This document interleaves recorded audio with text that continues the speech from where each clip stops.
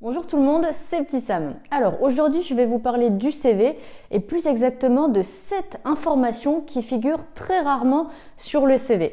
Je vais vous expliquer quelles sont ces informations, pourquoi elles sont importantes aux yeux des recruteurs. Mais avant vous pourriez me dire, mais finalement, pourquoi les candidats ne mentionnent pas ces informations sur le CV si elles sont si importantes?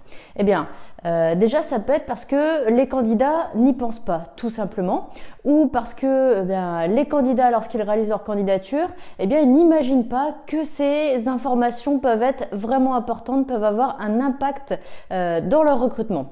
Ou tout simplement, ils ne savent pas du tout qu'il faut mettre ces informations. Alors, première information à mentionner sur le CV et qui est très importante, c'est le titre.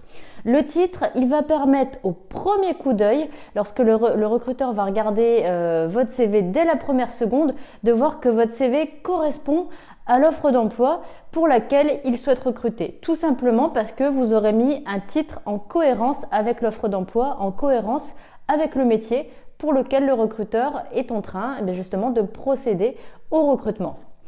Deuxième information très importante, l'accroche. Alors qu'est-ce que c'est que l'accroche? L'accroche, c'est en une ou deux phrases maximum dire votre motivation, dire votre intérêt pour le métier et pour le poste que vous visez. C'est vraiment une manière de personnaliser votre CV, vraiment une manière de faire ressortir votre motivation et par la même occasion, ça va être une manière de vous faire connaître, une manière d'expliquer aux recruteurs qui vous êtes vraiment et du coup de vous démarquer des autres candidats puisque cette accroche, elle sera vraiment personnelle et elle ne peut correspondre qu'à vous. Les expériences, peut-être que d'autres candidats ont à peu près les mêmes expériences que vous, mais l'accroche, il n'y a vraiment que vous qui pouvez mettre l'accroche qu'il y aura sur votre CV. Donc ça, c'est vraiment très important. Comme c'est très peu fait, ça sera vraiment apprécié des recruteurs et je peux vous assurer qu'ils vont retenir cette information-là et que ça va vraiment marquer leur intérêt pour votre candidature. Troisième information que peu de candidats notent sur leur CV, des informations sur les entreprises. Alors à quoi ça sert de mettre des informations sur l'entreprise et comment faire?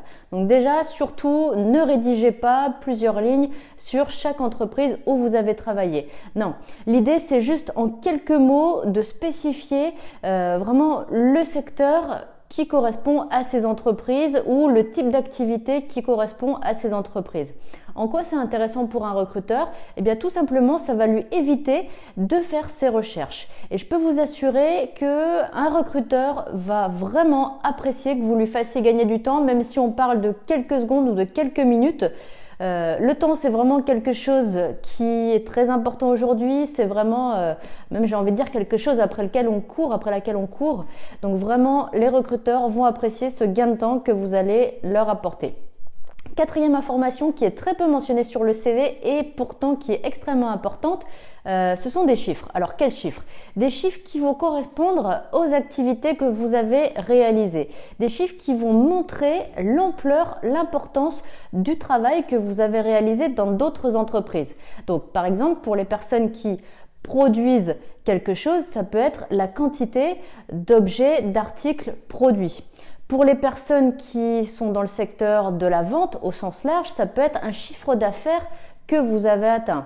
Ou encore pour les personnes qui accompagnent un public, ça peut être le nombre de personnes que vous avez accompagnées. Ça va montrer juste à travers un seul nombre vraiment l'ampleur de votre travail et vraiment les chiffres que vous avez pu atteindre, les montants que vous avez pu atteindre, si c'est en euros par exemple, grâce à votre travail. Et vraiment, ça va pouvoir permettre de se rendre compte plus précisément de ce que vous êtes capable de faire. Et ça encore, c'est vraiment intéressant pour un recruteur et d'autant plus, encore une fois, que vraiment c'est une information qui est très peu mentionnée dans les CV. Donc, vraiment, si vous mettez cette information-là, vous allez faire la différence par rapport aux autres candidatures. Cinquième information qui est peu mentionnée dans un CV, qui n'est en tout cas pas suffisamment mentionnée dans un CV, c'est le niveau de maîtrise des langues et des logiciels. Donc les langues, c'est quelque chose qui apparaît très souvent sur un CV, les logiciels également, mais ce ne sont pas tous les candidats qui pensent à mentionner quel est leur niveau de maîtrise, que ce soit pour les langues ou pour les logiciels. Donc c'est important de le préciser parce que déjà ça se devine pas et parce que ça peut induire en erreur. Un recruteur pourrait penser par exemple à tort que vous avez une excellente maîtrise des langues ou des logiciels que vous avez mentionnés sur votre candidature, alors qu'en fait c'est peut-être seulement des notions que vous avez ou c'est un niveau qu'on pourrait qualifier d'intermédiaire, c'est-à-dire vous vous débrouillez mais vous avez peut-être quand même quelques lacunes. À l'inverse, on pourrait penser que vous en avez une maîtrise approximative alors que vous en avez une excellente maîtrise. Donc, pour qu'il n'y ait pas, on va dire, de malentendus sur votre maîtrise des langues et des logiciels que vous mentionnez sur votre CV, tout simplement mentionnez le niveau que vous en avez. Ça peut être débutant, notion, intermédiaire, expert, courant s'il s'agit de langue par exemple. Sixième information à mentionner sur votre CV, votre disponibilité. Donc, qu'est-ce que j'entends par disponibilité? Peut-être qu'au moment où vous postulez, eh bien, vous ne travaillez pas et donc vous êtes disponible tout de suite. Donc ça va être intéressant de le mentionner sur votre CV, disponible tout de suite. Parce que du coup, le recruteur va savoir que s'il fait appel à vous, vous allez pouvoir venir travailler très rapidement. À l'inverse, si par exemple vous êtes encore en contrat, mais vous êtes dans votre période de préavis et que vous êtes encore engagé peut-être pour 2 semaines, 3 semaines avec votre entreprise, il faut le mentionner également sur votre CV, disponible à partir de telle date. Parce que imaginez que le recruteur veuille faire appel à vous, l'entretien se passe très bien, il est vraiment satisfait, veut vous recruter et à la dernière minute, vous lui dites « Ah ben non, moi je peux venir que dans 2 semaines », carrément ça le fait pas quoi, ça le fait pas et du coup finalement le recruteur peut décider de porter finalement son intérêt sur une autre candidature parce qu'il aura peut-être l'impression que vous lui avez fait faux bond, que vous ne lui avez pas donné toutes les informations. Donc soyez clair là-dessus sur votre CV. Également, autre information en termes de disponibilité, c'est peut-être vous êtes disponible pour travailler certes la journée, mais en plus le soir ou le week-end ou même la nuit. Ça, c'est une information qui va être très importante, bien sûr en fonction du métier pour lequel vous postulez. Mais il y a des métiers qui peuvent s'effectuer le soir, le week-end, la nuit.